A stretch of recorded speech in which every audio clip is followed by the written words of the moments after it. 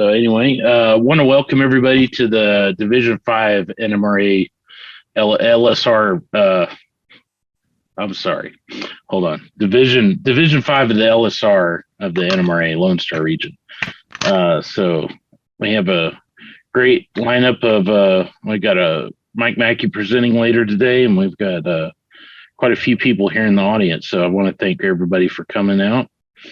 And I'll introduce myself. I'm Brooks Willig, the director for the Division 5. And just a couple of our guests on. We've got Mike Mackey, he's Division 1. He's going to be presenting later. We've got Robert Thomas presented last week, or last month, actually. So Joe Lysing's on the board, convention chair. And Don Wynn's Division 6 of the NMR, he's director of Division 6. And then we've actually joined by Michelle Kempema, the director of the Colorado Railroad Museum there in Greeley, Colorado. So we might let her give a little plug about it later. So anyway, going on to division news. At the mid-year board meeting, I told our fearless leader, Donna Orr, that I would try to host the regional convention here in San Angelo in 2024. So plans are starting to evolve on that. And we'll, as we move forward with it, we'll have more details coming about that sooner or later. So next, more news, we have the LSR convention of coming up this year. It's in Temple, Texas, May 5th through 7th of 2020. And you can go to lsr2022.org to register. Early registration ends on April 1st. And before I want to go on, BJ said there's a spring meeting for the or what did you call it? Train show for the Lubbock Model Railroaders. I think you're on mute, BJ. If you want to give us some details about that. Yeah, spring break here in Lubbock will be based on Texas Tech's spring break. And let me get a calendar up there so I can give you the dates. It's going to be, we're going to be open to the public from March 14th through March 19th. And we're going to be at one of the local libraries. They've hosted us for, about the past 8 or 10 years. Every spring break, they love to have us. We'll be there for those 6 days, and we expect about 600 to 800 visitors. Our record is 1,200. That was many years ago. So anyhow, we'll have modular layouts in N-scale, S-gauge, HAO scale, and probably O-scale. O-scale is a little tentative right now. But we have a room that's about 25 by 40, so we have plenty of room. It's right there. It's the community room at the library. So anyhow, we're looking forward to that. Y'all may not know, but the Lubbock Model Railroad Association has kind of slid downhill over the last 4, 5, 6 years. And we've got some new leadership in there. I'm the vice president. And we're trying to rejuvenate the club, get some interest back in it. And we started that in November. And so we've had a pretty good resurgence. Our membership is coming back to life. We're getting a lot of interest back in the club. We're getting some good clinics. We meet once a month. And anyhow, everything's going good in Lubbock now for a change. Awesome. Well, appreciate the update, BJ, and let us know of anything else coming up. We'll be sure to share it out to the members here. I will. Cool. Okay, I'll put my slides back up here. And let's see. Problem is it starts over at the beginning, so I've got to go back through everything. So, all right, moving on. The national convention is in St. Louis, Missouri this year, August 17th through the 13th. Sorry, not 17th, 7th through 13th of 2020. And here's the very super long address that you can go to find out more, or just Google Gateway 2020 NMRA, and that should get you the address. And 2023, we have the national convention coming to Texas, to Grapevine up there, and Mike Mackey is also the chairman of that convention too. So, Mike, do you want to pop in and tell us a little bit about that? Sure. You want to let me share the screen for a second? Yeah, you can. Let me make sure. You should be able to. Okay. I didn't want to steal it from you, so. It's okay. So, guys, this is our convention website. I really urge you to spend some time going through the 2023 convention website. The website address is 2023texasexpress.com. Right here at the top, you can see different convention videos. The top one right here is the most comprehensive video that you can have the opportunity to see. We've got some different ones, and I'm just going to pop this little one right here on for layout tours.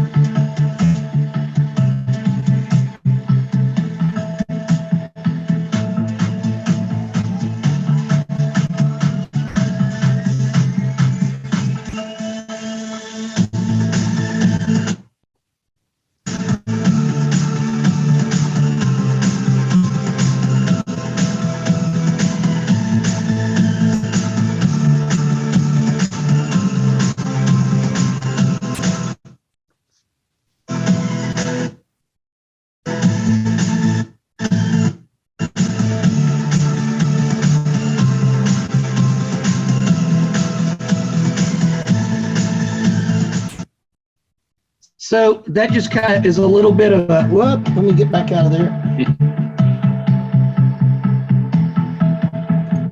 There we go.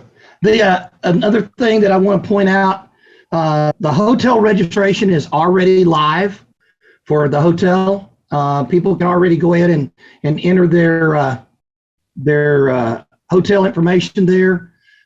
We've got a massive amount of people that are on the hotel convention committee right here and volunteering. If you'd like to volunteer for the convention, we'd love to have you come in and help. We're going to be looking for bodies and adding people in here all the time. If you go over to the dining and activities, you can see a lot of different things to do down in Dallas-Fort Worth. All the different restaurants are associated with it by cuisine and different things you can do outside of going on the rail-related tours. You can also go to, let's talk about rail-related tours. Here's all the different things that people can do. I'm going to let you drill through that. You're on your own, but there'll be tours going to BNSF, the Union Pacific International Terminal Tour, McKinney Avenue Trolley, the Fort Worth and Western back shops, hopefully, and we're still working on this. I've been talking to the folks that's the lady is the executive director of the APRCO, the American Private Rail Car Owners Association. And they're looking like they're going to be bringing some of their private rail cars in for the convention, at which point we'll get some private tours of their private rail cars and things like that. We got a lot of good stuff going on here. One of the things we're going to be doing is going down to the Texas State Railroad. They're going to be working with us on that. That's one of the things that we're hopefully looking at right here. Michelle, take note of this page. Michelle is the newest member as of about an hour and a half ago to join our volunteer team, and she's going to be working on the rail-related tours. So she's going to be helping us out with that. Her experience in that is unsurpassed, so we really appreciate that. Non-rail, one of the things that we're doing at the convention that's not been done before is the freight station marketplace. And the freight station marketplace is going to be a location for small manufacturers, small companies to bring in their new packaged materials and sell them to the convention people. Now, these are people that this is not like a local train show where you're selling your extra Ather blue box cars or anything like that. This is all people that manufacture their own stuff, and they're getting access to the all of the different people who come to the national convention. So that's something that's kind of new and exciting. As check back here, and you'll be able to see more items being added to the turntable. You can already see that BNSF and Union Pacific have signed in as gold level sponsors. You can also, and I want to point this out, this is really exciting right here. You can go to convention merchandise and order your convention merchandise right now. I was on a phone call with another guy the other night, a week ago tomorrow night, and he was drinking out of one of our Texas Express coffee mugs and had to show that off whenever he was on the call with me. So that was really pretty cool. But we've got men and women's apparel.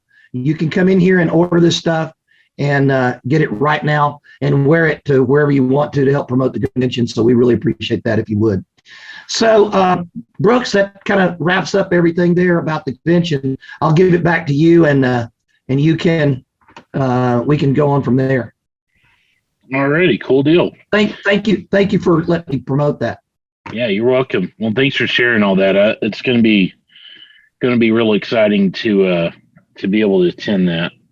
And I haven't been to a national convention myself, so I'm not sure if I'll make it to the St. Louis this year. So at least next year. But anyway, a couple other announcements I forgot to mention that I had in my agenda earlier. We got word that from the NMRA magazine is going to go to digital, and that's going to be included in the your registration fee. So you're going to get it included digitally already, and then you can sign up for to receive the print edition for additional cost.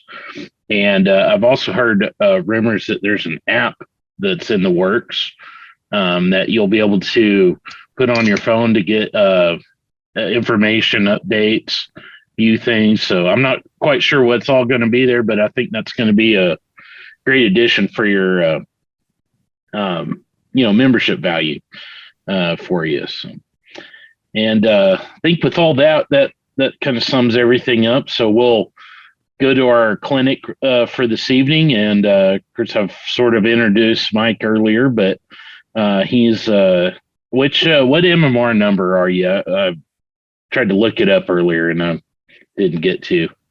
573. 573. So he's got his MMR, and he's a Division I director of the Cowcatcher Division in Fort Worth, and he's going to talk to us about scenery. So without further ado, I'm going to hand it over to him. Thanks, Brooks. It's great to see the folks we've got here. I'm going to have to say I kind of stacked the deck tonight with people that I invited, and we know I see a lot of folks that I know here. Paul Berkey is joining us from Arizona, and then Michelle's from Colorado, Don's from San Antonio, Joe Leistig's from my division. And actually, I'm glad to see you're here, Joe, because I was going to invite you to come in on this. Joe is actually working on his scenery certificate for his AP certificate for scenery, and he's doing stuff on my layout to do it. So it's really cool that he's here. I want to show you and just as a quick sidebar, back over here on the convention website, if you go over here, you can see that there's a page that's talking about featured layouts. And I just wanted to give you a little quick rundown on some of the photographs. Since I'm doing the scenery clinic, I wanted to show you that I practice what I preach here. This is a scene that's right here beside my desk, and it's on my programming track. That's my programming track right there. And the scene that you see there, and the fishermen in here, and the white water that I did there. This is over here. This is right here, the programming track that's right beside my desk. The top track is for display. The bottom track is dual gauge, so I can program narrow gauge and standard gauge locomotives on that. This is in the town of McCarthy, and it's dual gauge. You can see the narrow gauge on this side, dual gauge tracks all the way across here in the back. This is my railroad is the Texas and St. Louis.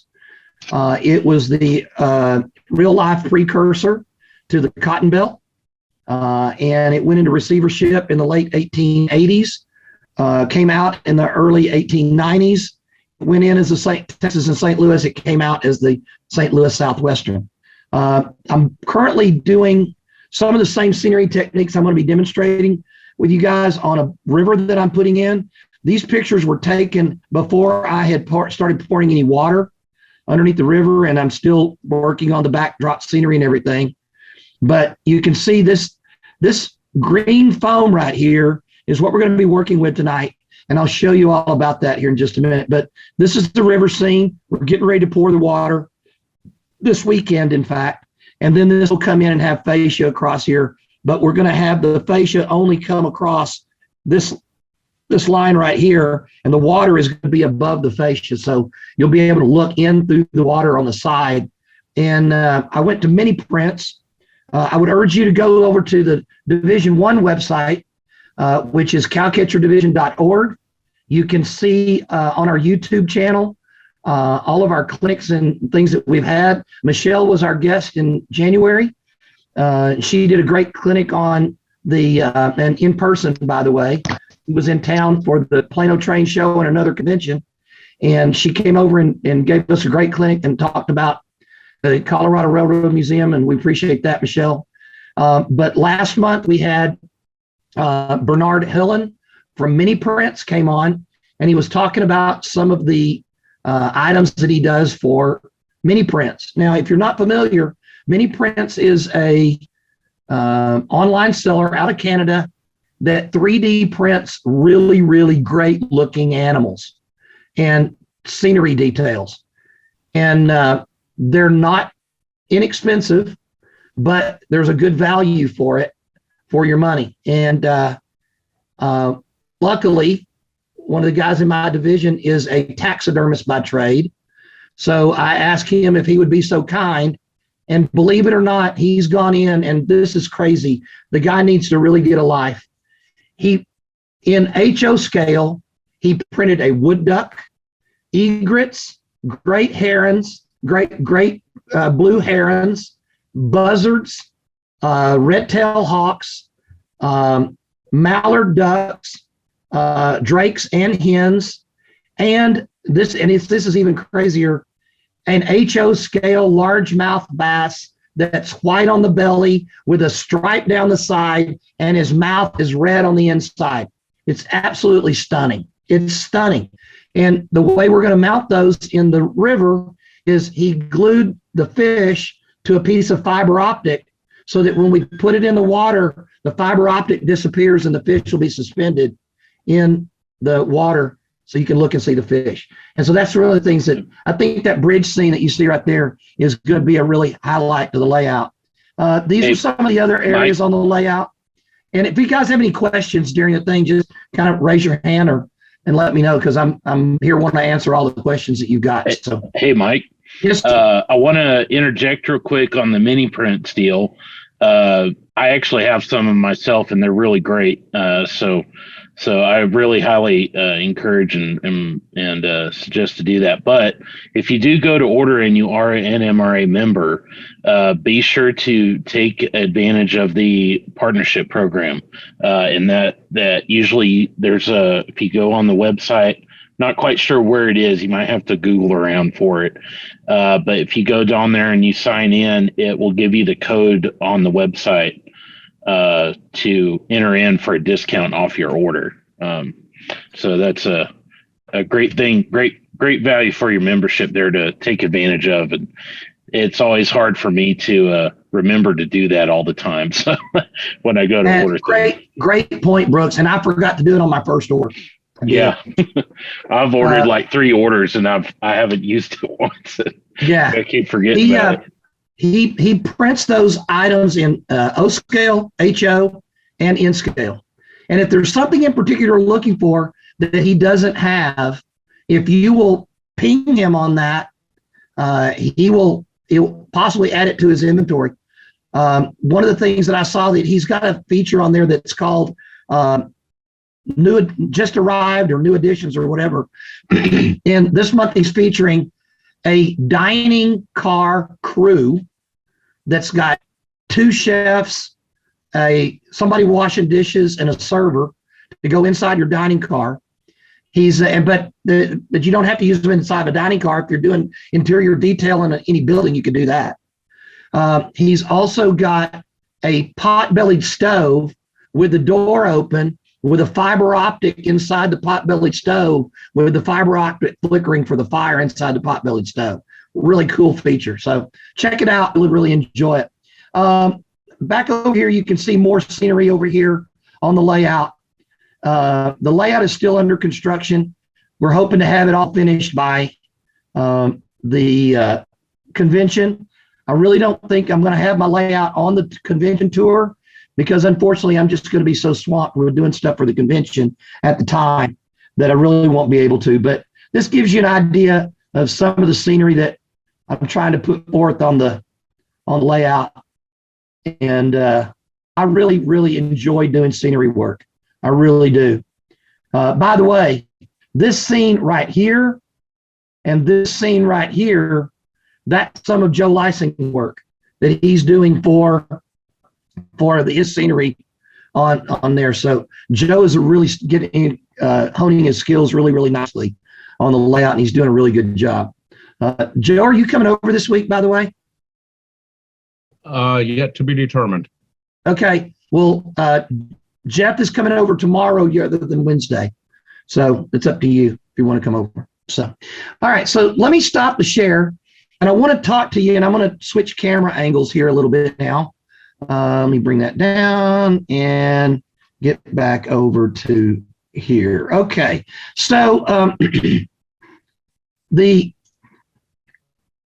go to this camera angle and then transition. There we go. Okay. So one of the things that I use for quick and easy scenery is and let me do it this way so you can see. There you go. Now I should be in the upper corner here. Well, let me do this. Nope. Transition. There we go. Okay. So now you can see me in the top corner, and then through the magic of television, we've got the camera looking down on the scenery block. This is florist foam. Okay. You buy it by the case. It's about $25 a case. And I have done this clinic several times, and I really, really enjoy using this because it is so easy to work with. Now, I'm going to show you, we can glue all these pieces together and do it whatever shape you want to. The hardest part about doing a piece of scenery on this is trying to figure out what you want the shape to look like after you get through gluing it together, and it's picturing it in your mind's eye as to what you're going to look at. So I'm going to get my trusty, dusty hot glue gun here, and I'm going to glue these 2 pieces of florist foam together.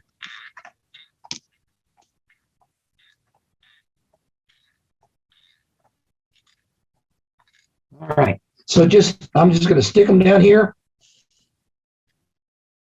and I'll let it sit there for just a minute and kind of get off to the side. Now, I'm going to go ahead and turn off my hot glue gun because we're really done with that, and it's throwing hot glue across my desk. So we're not going to mess with that. But I do want to show you that some of the other times that I've done this clinic, this is a scene that I did for a clinic one time, and we're going to be doing that tonight during the clinic to make it turn out something like this. Now, understand that this one, and I use these on my layout. I just pulled them off the layout. This is one that I did for a make and take, believe it or not, a virtual make and take for the British region. We let them get materials together, and then I got up at like 4 a.m. so that we could do it their time. And we went out and I glued all of these pieces of scenery foam. If I turn it around, you can see that it's like 4 pieces of the scenery foam glued together. Okay. And then you come back in and we start carving it. And we're going to do that in just a minute. But we did a make and take, a virtual make and take, and they were doing it, and I was watching them live and coaching them through this. I think it's the very first make and take, international make and take that was ever done. So it was really pretty cool that we were able to get that done. I thought that was pretty neat. But that was one that I did. I did this one at the Plano Train Show one time. We've done this clinic everywhere, and people really enjoy it when we do it. So our hot glue is pretty dry now, and we've got an area here that we can start to carve on, okay? So let's do that. Now, what are we going to use to carve it? So let me come back over here and transition to our overhead view.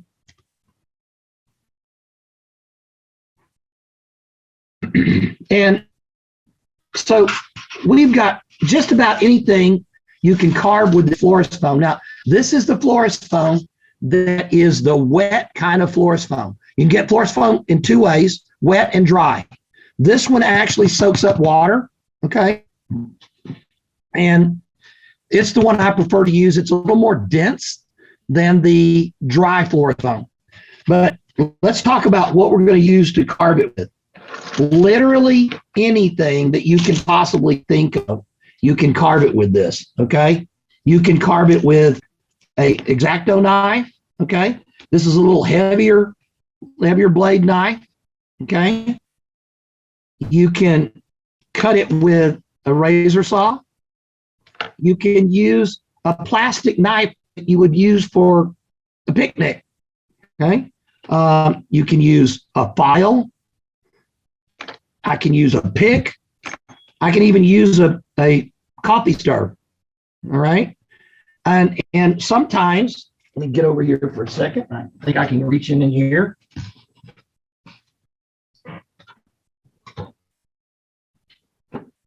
I should have had this out already. Y'all forgive me. And wouldn't you know, grab one that wasn't sharpened. There we go. A pencil works great, okay, for really, really good fine detail. And this is a rat tail file, and I can use that for carving as well. So let's do that. Let's get started and go in here, and we're going to do that. So how do I want to make this to begin with? And then we'll come back. We're going to make our overhead view again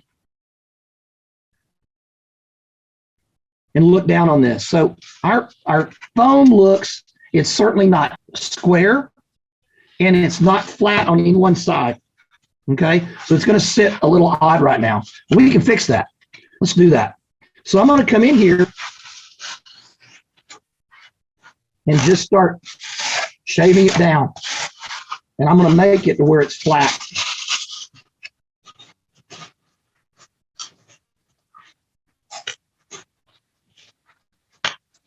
Now,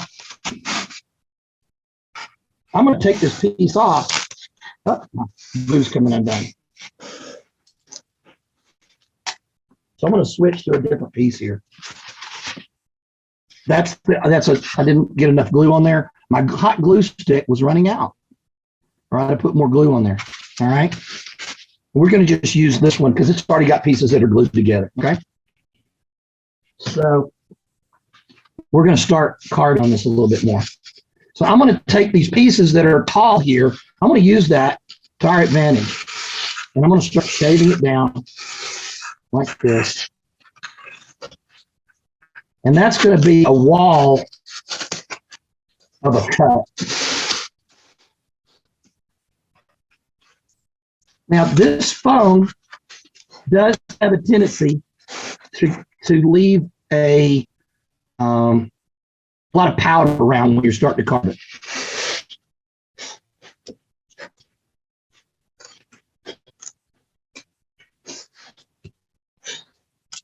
That's why I'm wearing an apron.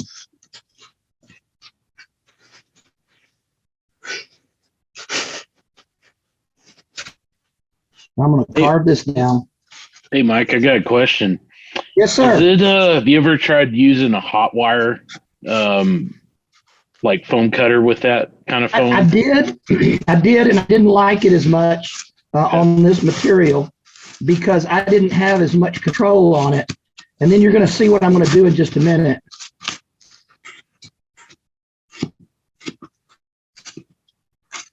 And I'm going to carve this out just a little bit more, and then we're going to get back in here. But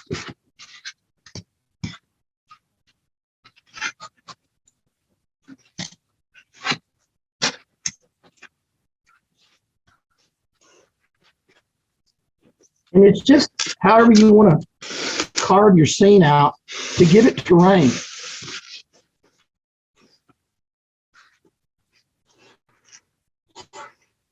And you see how easy it is to shape this.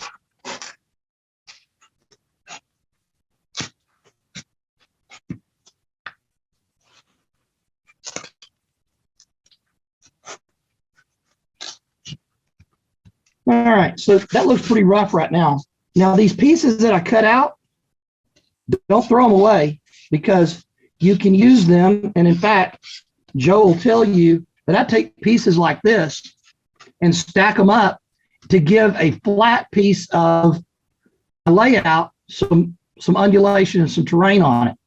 Okay, so we have a flat piece of what some people call homosote.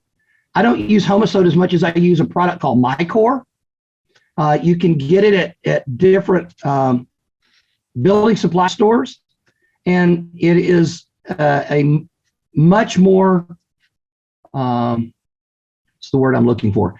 If you cut homosote, the two sides on homosote don't necessarily match back up if you were to turn them around and put them back, because homosote is a pressed board and it's not uniform, okay?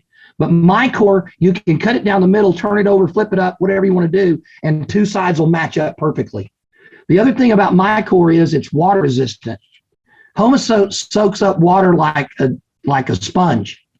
And Mycore, literally, when there was some tests being done on it locally here in the Division 3, they took a piece of Mycore, cut it, and then put it inside of a 5-gallon bucket of water with 2 bricks on the top of it, left it for a week, came back, took it out. And when they took it out, the water beaded on the board. The board was dry as a bone and the water was beading on the board. So it is absolutely resistant to water and soaking it up. So that's really good when you're putting your scenery down.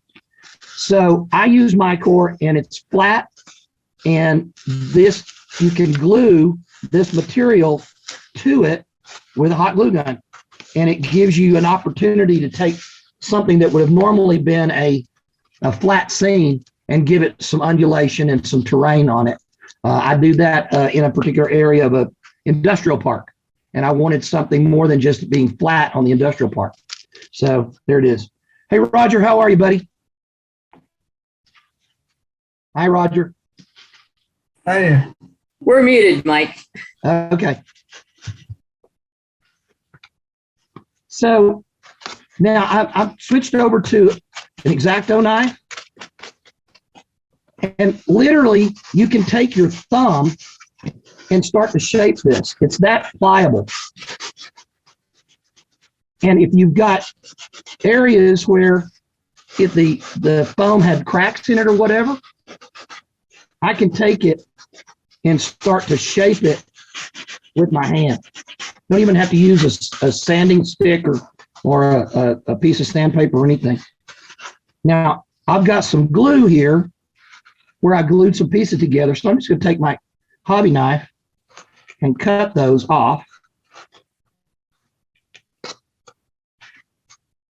And get that out of there.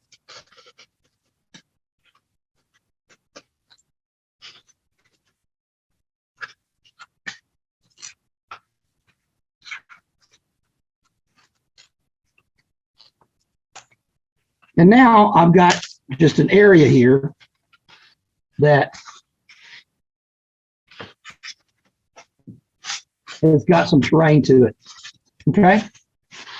So I don't like the way that looks. So I'm just going to carve that off. And we're going to have another little area right there. And then I'm going to smooth that out with my thumb.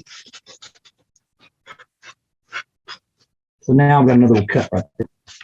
Okay, I don't know if y'all can see that really well, but I'll try to get some contrast there, and so you can see what we're doing. And now I just shape that in there. Now I'm not really worried about this crack right here. You can see there, but then if you stop and think about it, there's terrain that has cracks in it on the earth all the time. So it's not going to be a bad thing. All right, so I'm going to set my carving tools over to the side for just a minute, and then this material, paint does not attack this material.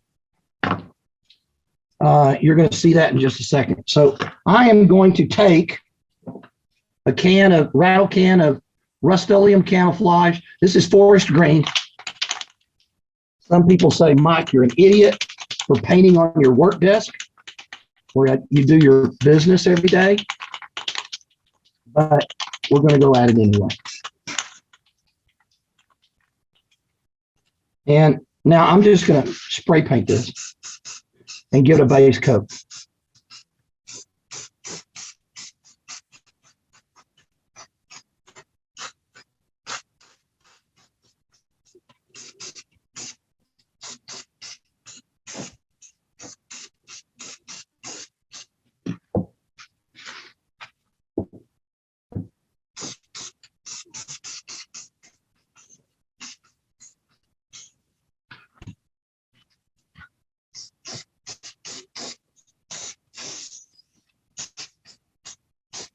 And this stuff soaks up paint really quick, so it doesn't take for a second.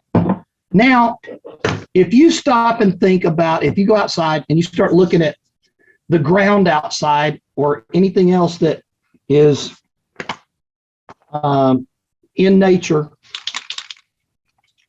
the colors that your eye can see on any particular area of ground or earth or whatever are almost infinite. And so I'm only going to use two shades right tonight. And this one is Satin Pebble, Krylon Satin Pebble. Okay. The other one was Rust-Oleum Camouflage Deep Forest Green. But if you look over underneath my layout, I've probably got 35 or 40 different shades of earth tones that I use on any one particular area. And I will come back in, and just for speed of the demonstration, I'll come back in and I start hitting this in no particular order, and I'll layer different shades of the paint in different places and just let it kind of sit, soak up, and have different colors. And I'll probably use, in any other environment, I'll probably use 5 or 6 or maybe 8 different colors on a spot like this and just layer it, okay? So you put it all in there just like that. Now, I'm not going to do that tonight. We're going to go a different route with it. So I am a huge advocate of every kind of color that you can think of for putting ground cover down. This, and something else I do is, let me bring this over here. Let's see, transition. Okay. So I keep, anytime that we have things from the kitchen, there are these little shaker bottles. I scarf those up. They do not go in the trash can because I put my ground cover in it so that I can see it. It's easy to refill, and it gives me an opportunity to put, shake it out and put it on the ground. So I'm just gonna spread this out, and I'm gonna show you what we're gonna be using tonight from the overhead camera. I mean, from the top camera down. And transition, there we are. Okay, so we're gonna start spreading these out.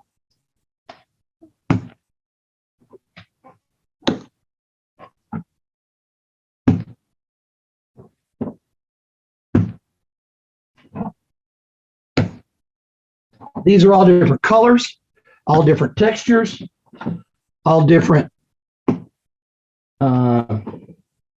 This is just a type of ground cover. And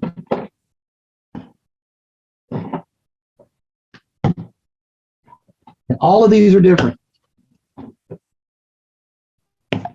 And I could keep unstacking this because I've got a tray over here that's probably got another 35 containers of ground cover, different colors in there.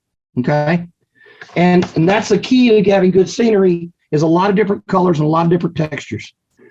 Hey, John, how are you? Good to see you up there in Amarillo. So I'm in New Mexico, but it's good to hear from you. Oh, okay. I didn't know you were in New Mexico. All right. Well, thanks for joining us from the land of enchantment. So I'm going to get here and we're going to start putting some ground cover down. Now, I'm trying to find, I need to step off camera for just a second. I see something I need. I'll be right back, guys.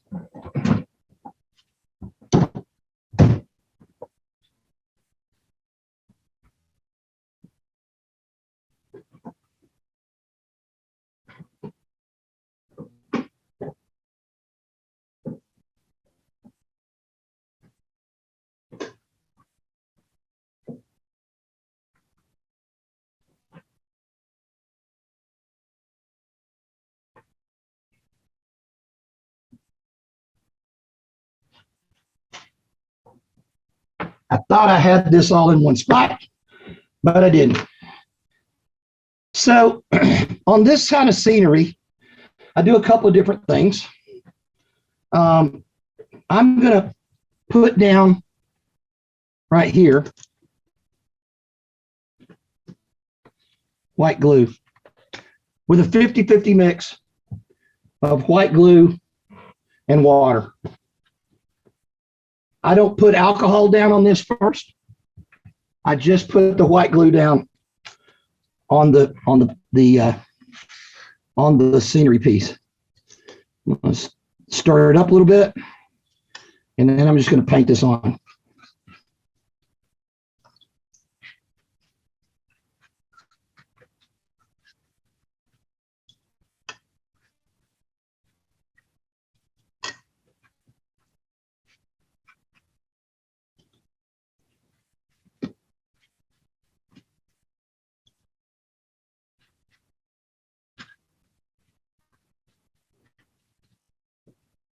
If you put it on a little wet, don't worry about it. It's going to soak into the foam.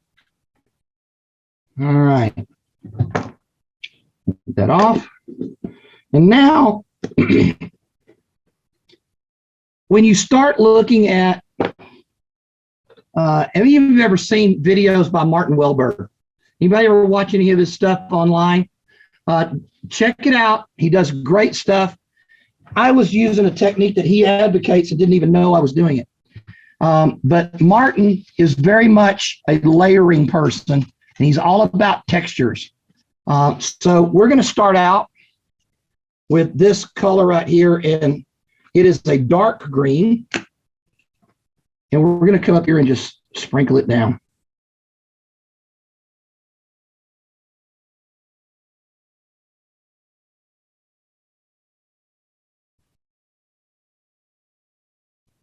Just like that.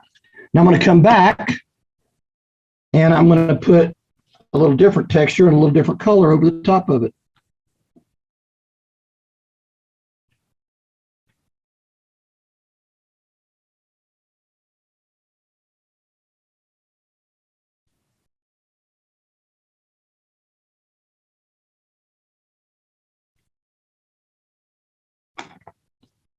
All right, I'm going to set this one off to the side because I already used it. Now I'm going to come back in, and this is like sand. Okay, so I'm going to put some dirt in here.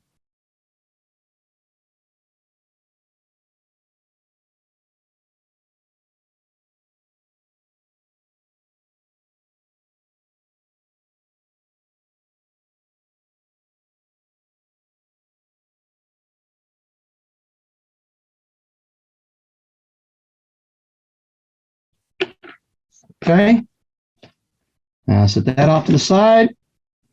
Let's put some burnt summer grass down. It's not really, let me switch to a different camera so you can see a little bit better. You're going to be a little bit closer to the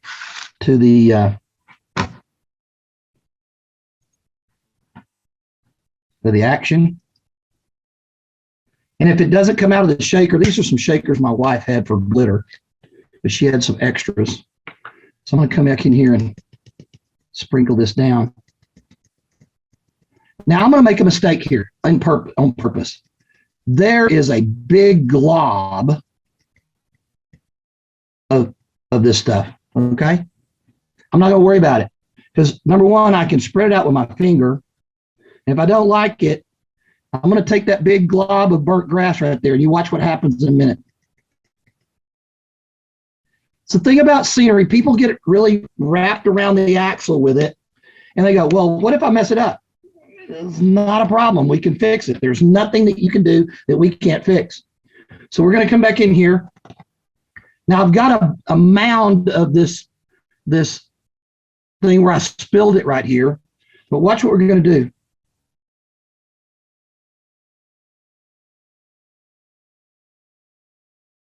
And we change that whole look by just adding some more color to it.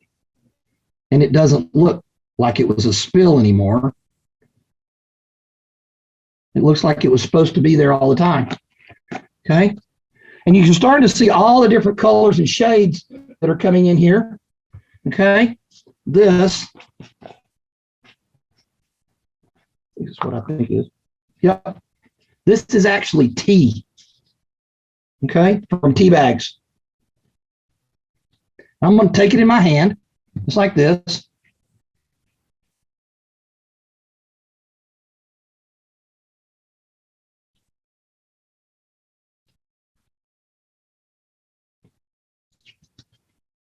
And make it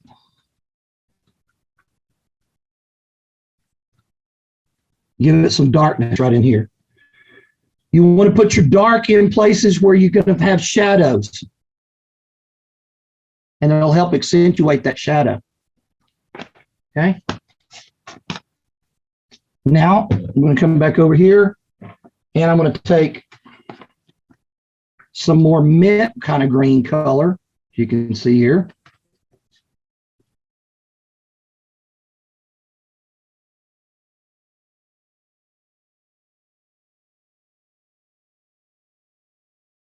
And put this down. Okay, now I'm starting to get this stacked up a little bit. So I'm going to use one of my favorite types of adhesive.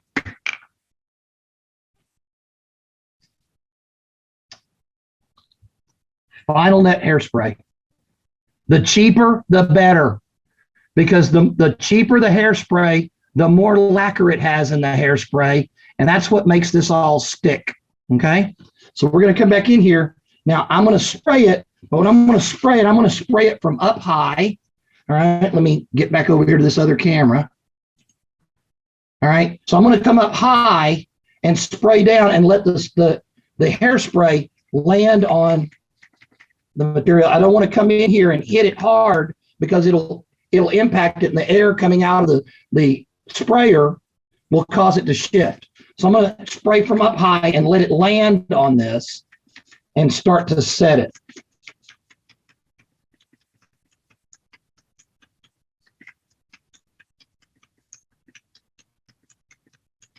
And the more it gets soaked in, then I can start coming down closer to it and hitting it.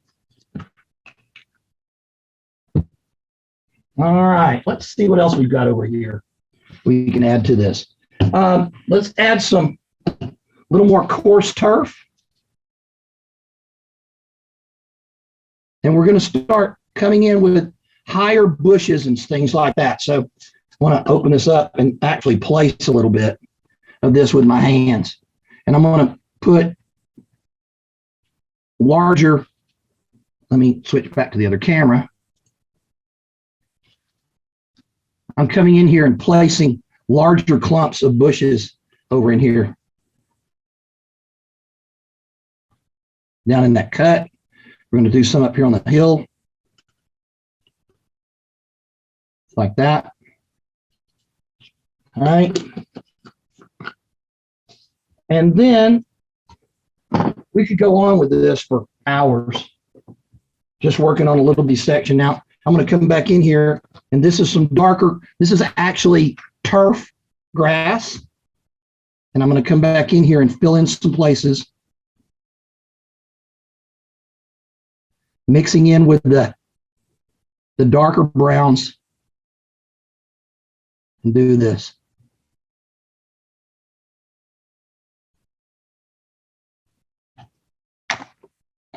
All right. I'm going to get this stuff, put it back in the box here for a second, because we're going to switch to another area and do something here, because we're not too far from having this little scene right here finished the way we want it.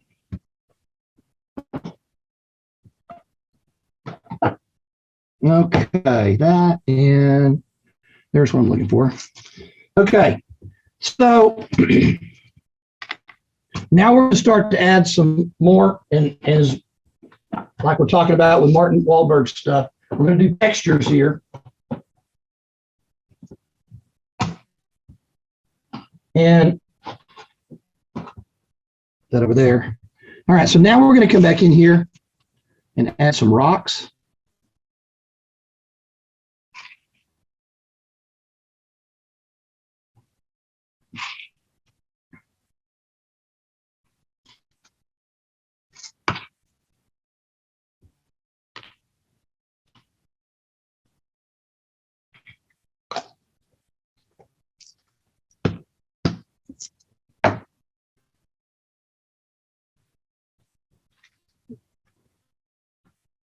And this is some in-scale ballast.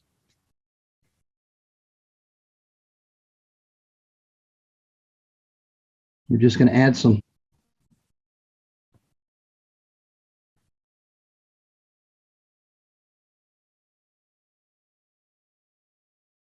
little more texture.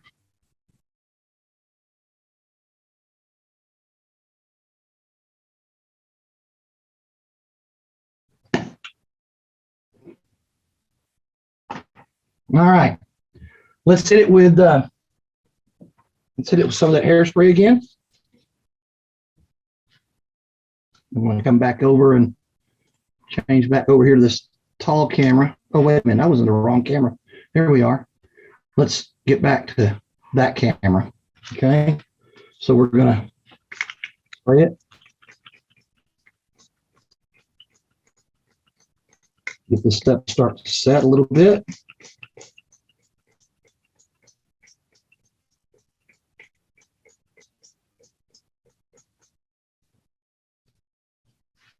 All right, now we're starting to get us where we want to be. I'm coming in here, and you can see you're getting a lot of different color, a lot of different texture. And if I turn this like this, you can start to see all the different variations of height and everything else. All right, now, next, we're going to reach into our bag over here of tree structures.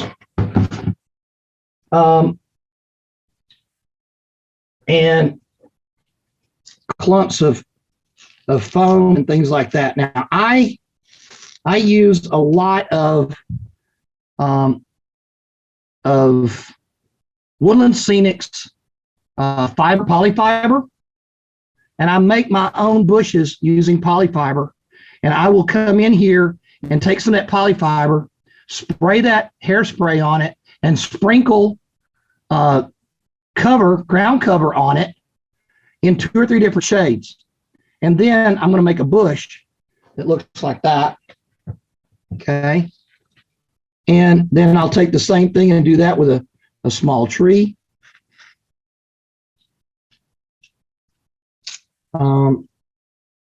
There is a, let's see here. I'm going to reach in here and grab 2 or 3 other kinds of trees that I've got here. There's a company that, and I'm not trying to sell this to you as a distributor, but I have found there's a company that I use. Believe it or not, they're called Handley House, Handley. I'm a distributor for them. If you want to buy some product, I can help you get it at a cheaper cost than when you can just buy it off the web. But Handley House makes dollhouse scenery. But if you look at this is some of the stuff that they make, and it already comes in these different colors like that. And this is the backside of it. But if you look at it, you can see how thick it is. Okay. So it makes great hedgerows. It makes good trench and ditch weeds and things like that. Okay. So I'm going to take this and spread it out so that I've got something that's got growth, vertical growth on it, rather than just a flat piece of thing on the ground here. I'm going to take it, and we're going to take our regular white glue. I use a lot of Aleenes. We're going to put this on the back.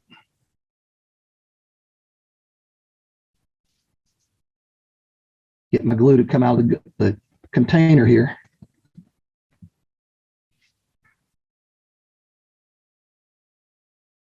There it goes.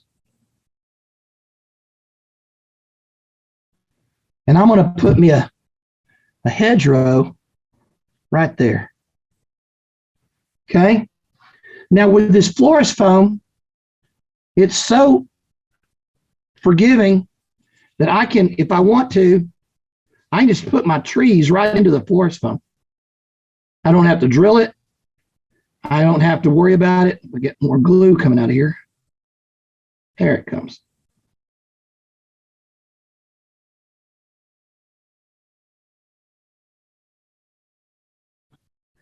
All right, now.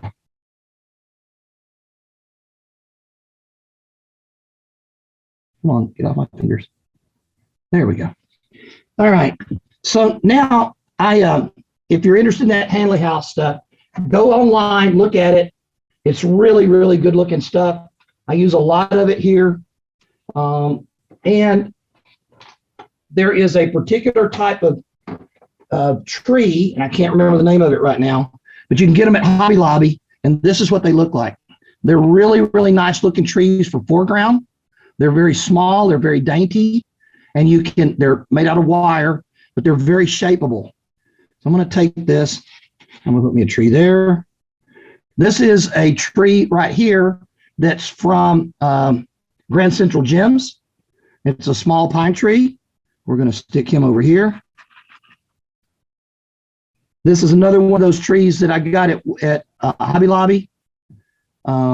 It's been in a box over here for who knows how long.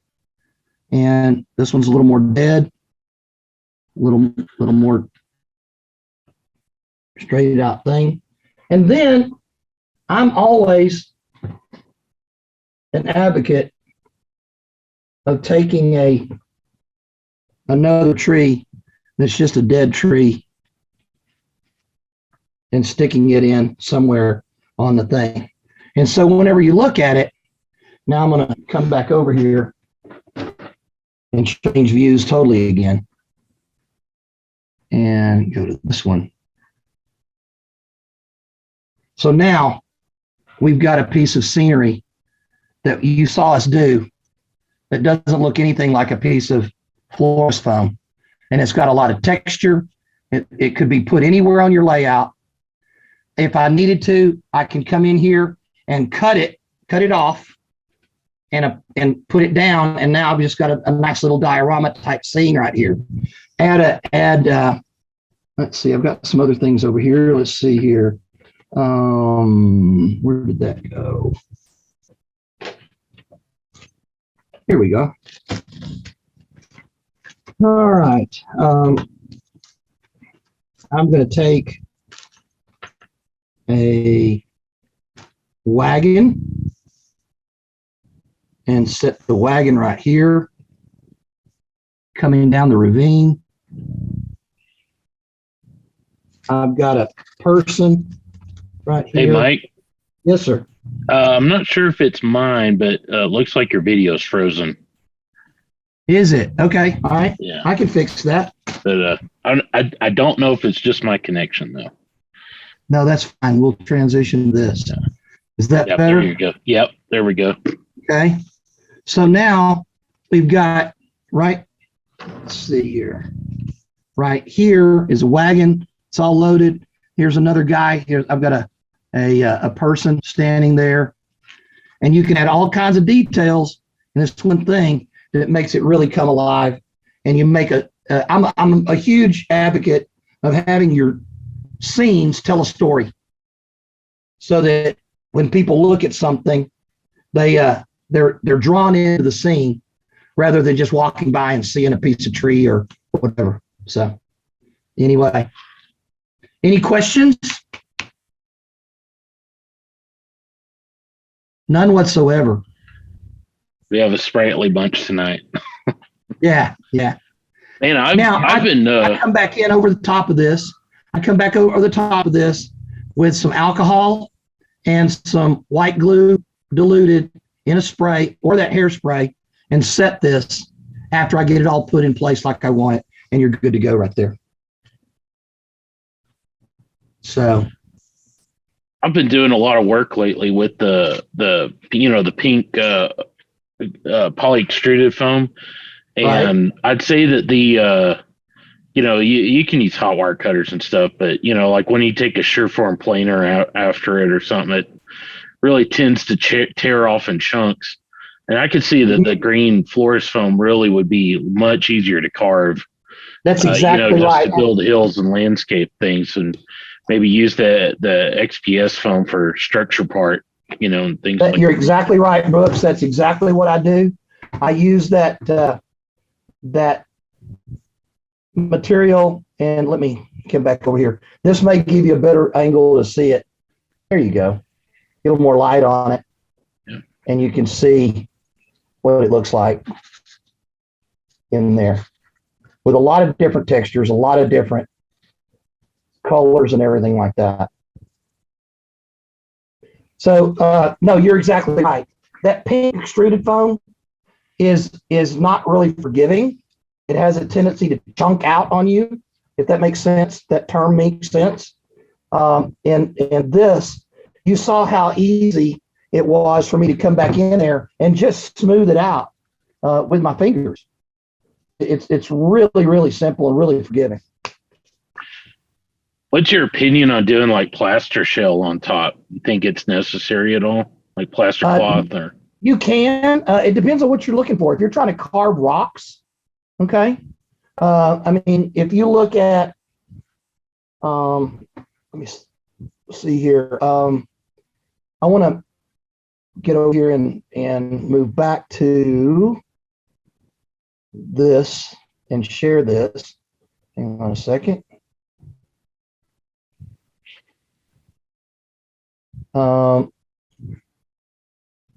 This right here you see is all plaster cloth.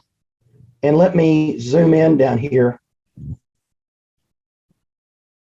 All of these rocks that you see here, that's all hard shell and cast stone and done with plaster castings. So I use, it depends on what you're doing. I'm a firm believer in the old saying of use the right tool for the job. And some of you know that I work with a company that sells 3D printers. And when I'm talking to people about 3D printing and they say, what should I use? Should I get a resin printer or should I do a filament printer? And my comment to them is, you can build a house. And when you build a house, you can use a lot of different types of hammers. You can use a claw hammer, a framing hammer, a sledgehammer, a ball peen hammer, a tack hammer. Use the right tool for the job. So it depends on what you're doing and what your target is, Brooks. It's a good question. If it's an area where you're trying to do castings glued to a surface, I would probably come back in and use either the old technique of cardboard strips woven together and put plaster cloth over the top of it, and then put cast stone over it. I can do that. You could put hard shell down and then put some of these pieces like I just showed you on this over it. And in fact, that's seen from, let me get back over here. Where is it?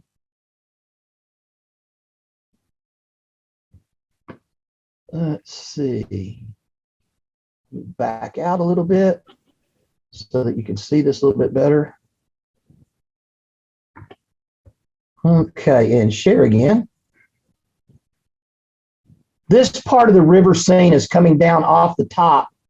You can see there's a abutment right here, and it's coming down.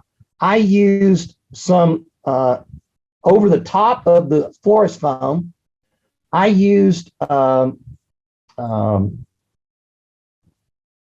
gosh, I'm having a brain cramp. Got the sand stuff that you use and put down tile with. What am I thinking of? Grout. Grout, sanded grout. Thank you. Mix it up and put sanded grout down there. And you can see where the sanded grout formed a hard shell right here. Okay. Over the top of it. And then I came back in and added all my textures like you saw me do in that example that I just showed you on the ground foam or the porous foam. Sanded grout works good. I've used plaster infused gauze for it. And I'll give you another tip on that. A lot of people want to take that plaster infused gauze and they want to wet it and then try to put it on to the layout. Think about this. What happens when you do that? You start dripping that plaster everywhere and it gets all over everything, right? So take that plaster infused gauze and cut it and put it in place, then spray it down with water and wet it there. It doesn't drip anywhere. It still has the same effect. It gets wet, it sets up the plaster, and now you're not making a mess. And your hands are not filled with plaster and everything like that. It's a much neater way to go about the same thing. And it gets that same technique. So I hope that answers your question about hard shell. Cool. Yeah, I got to second the tile grout. Just as dirt covering, simulate dirt. I've been experimenting with that. Absolutely. And you can get it in many different colors, like, browns, and you can even mix them with, lighter colors to get any shade you want. So absolutely. Yeah. And the other thing is get the stuff that's got the sand in it. Okay. Not just the pure grout, but sanded grout.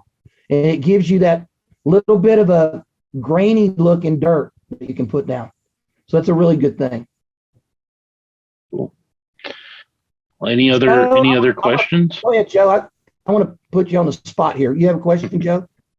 No, I was going to tell Brooks, he was talking about a hot wire. On my layout, I've got 3 sides that have a rolling hill to it, and each hill is actually comprised of 3 pieces. There's the soft rolling hill up front. I've got a 2% grade going up the middle for a train, and then the backside is a little steeper. I did all of that with the hot iron, and I just used basic packing styrofoam with the white beads.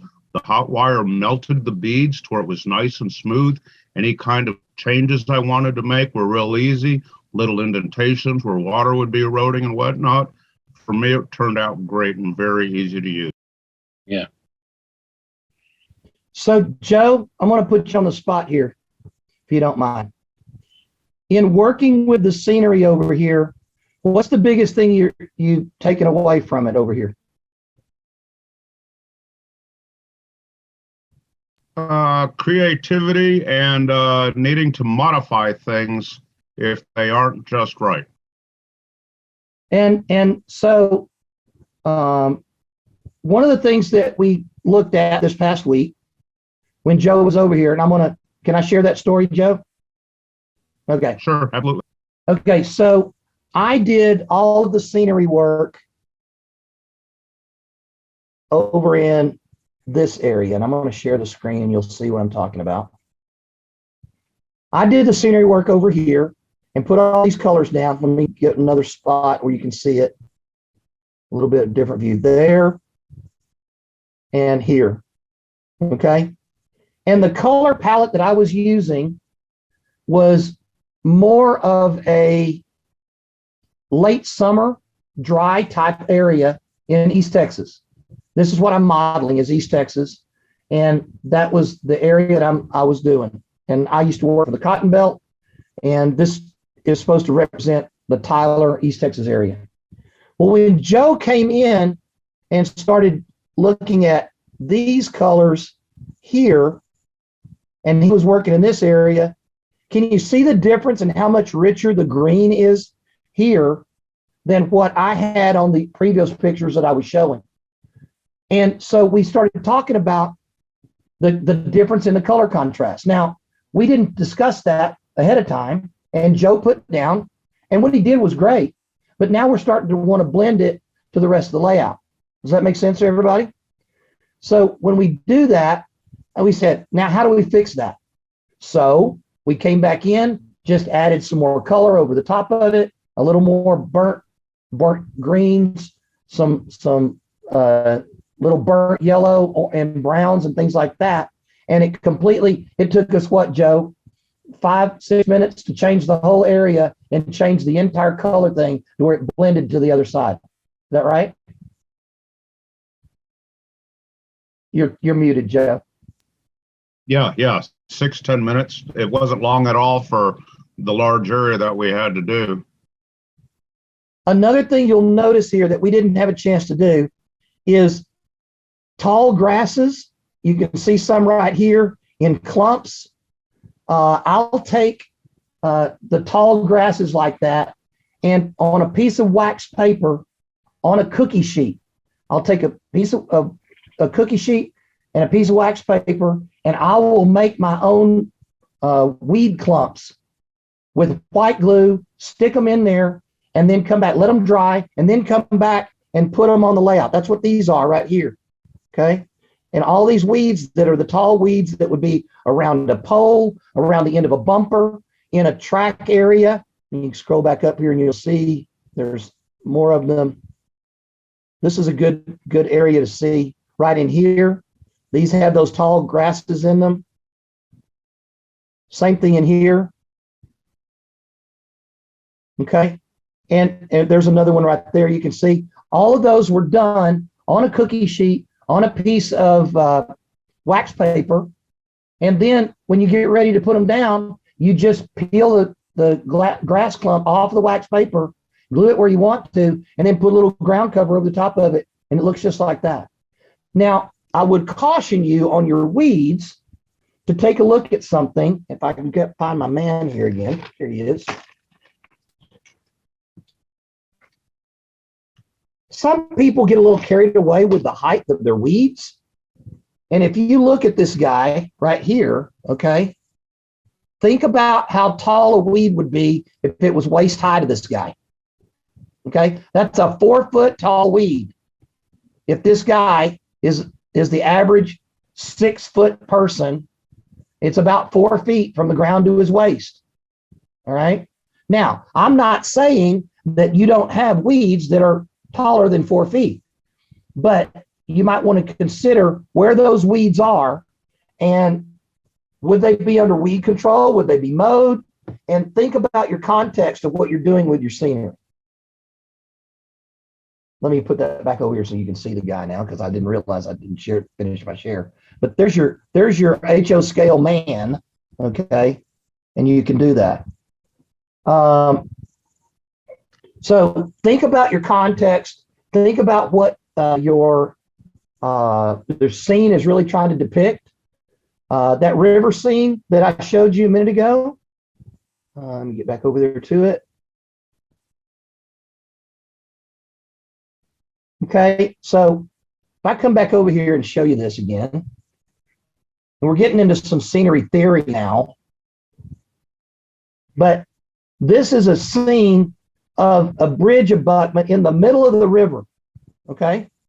Those weeds would not have had, they would have been growing wild for who knows how long, and nobody's going to go in there and trim them up or anything like that, okay? These weeds, on the other hand, are going down that riverbank, and they're going to be beat down because there's more people that are coming in here. They're not going to be that tall, okay? I've got a marsh area if I can find it. I don't have a picture of it, but there's a marshy area where I'm going to have egrets and other things like that, and it's going to be kind of a backwash area. So it's going to have waist to shoulder high thicket in there with water underneath it, and that's where the birds are going to be fishing for minnows or frogs or things like that in that backwater area. So think about what you're trying to depict and then put your scenery in accordingly. What other questions you guys have?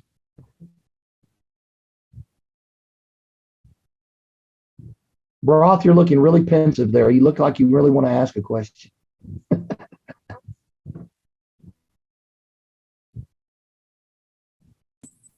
No, I don't You're not have even any heckling me questions. tonight. I'm sorry, Broth, go ahead. I don't have any questions. Okay, all right. Berkey, you're not heckling me tonight. Are you upset? No, I just got the lettuce here for tomorrow night. Oh, okay. All right. Good. I'm a visitor. Yes, you are. Yes, you are. Well, if nobody has anything else, guys, thank you so much for having me. I hope I've been able to shed some light on some stuff, show you how easy it is to do scenery. I really enjoy doing scenery. You can't mess it up. There's nothing you can do to mess it up. Dive in. Everybody kind of gets sometimes intimidated by it, but don't be. It's one of the most satisfying parts of building a layout, and it takes your layout to a whole nother level when you have it and you start putting the scenery down. It from the